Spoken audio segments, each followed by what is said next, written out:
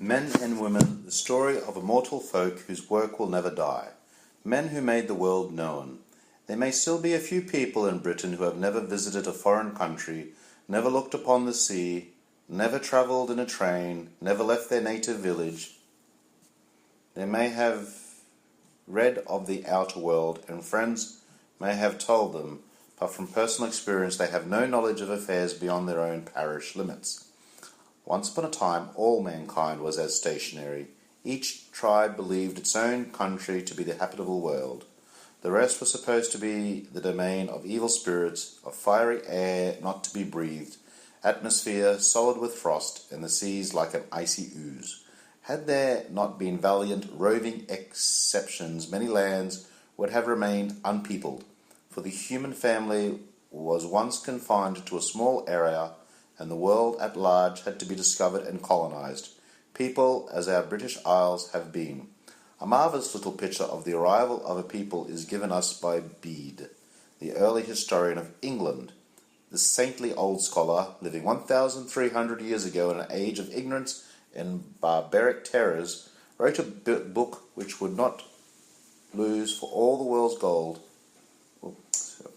Wrote a book which we would not lose for all the world's gold, for it tells of the travels and toils of the people who made British history down to the 8th century. No story of fairyland adventure is better than this old historian's wonderful account of the arrival of the Picts. Such adventure, such an astonishing find. The Picts came, he says, from Scythia, and here is his account of what happened. They arrived in their long ships on the northern coast of Ireland, where finding the nation of the Scots they begged to be allowed to settle among them, but could not succeed in gaining their request. The Scots answered that the island could not contain them both, but "We can give you good advice what to do," said they. "We know there is another island not far from ours to the eastward, which we can often see at a distance when the days are clear. If you will go thither, you will obtain settlements, or if they oppose you, you shall have our assistance." Now the island to the eastward, which the Scots thus described and gave to the Picts, was England, Wales, and Scotland. The wandering savages had stumbled by accident upon a northern fringe of Ireland, and had missed the 90,000 square miles of Great Britain. Such a mischance seems hard to believe today, but we shall find the same thing happening far later, when men equal in daring and with more knowledge took to the seas again as explorers.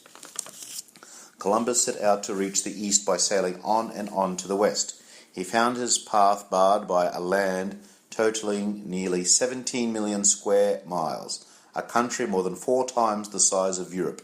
But he thought he had reached his goal. He called his newfound islands the West Indies. He died in the belief that he had discovered the unknown shore of India, and never heard that it was the New World, an unguessed continent, America, that he had introduced to the knowledge of mankind. Early explorers and their thrilling adventures. Long after his day, the mystification lasted when La Salle, the French explorer, reached America later in the 17th century. He was still in quest of that east in the west which Columbus thought he had reached. He sailed up the St. Lawrence River in Canada till he came to a great waterfall. "This is the waterway to China. It lies beyond these falls," he said, and he gave the falls a name that lives on the map today, Lushan Rapids or China Rapids. Now, these errors were made by men who had at their service much knowledge stored from adventures earlier than their own. How did the men fare who sailed without knowledge and without charts? Herodotus, who lived nearly 500 years before Jesus and was the first traveller to write the record of his adventures, tells us that the Greeks of his day never sailed even by daylight out of sight of land, and always spent the night on shore. The very beginning of the history of travel. But there were travellers thousands of years before the Greeks who as far excelled them as Columbus did later. No book on history or geography tells the story of the men who first crossed the trackless wastes of the huge Pacific and peopled its thousands of isles, enormous distances apart, in their frail boats, the prey of any storm that might arise. Known Vikings were in America 500 years before Columbus, but unknown men were there thousands of years before the Vikings.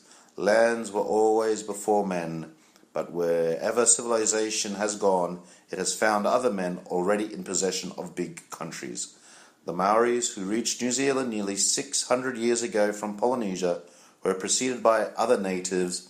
If the land could be known, the Eskimos and Laplanders would count among the hardiest of travellers, for they forsook sweeter, greener lands and wandered on in pursuit of independence up into the dreaded Arctic. It is certain that they were there 1,000 years before Caesar came to England, for Homer has a thrilling passage in the Odyssey which describes how his hero visits a land where the summer sun shines by night as well as day, when a sleepless man might have earned a double wage, the one by day, the other by daylight night. So near are the outgoings of the night and of the day. But the more we learn of the past, the more we realize how tremendous was the loss of knowledge born later, for long centuries by the world. We may never know the truth of the marvels of India and China, but we may reach safer ground for history on coming nearer home when we cast the eye over the map of the Mediterranean countries. It is there that detailed history of travel begins.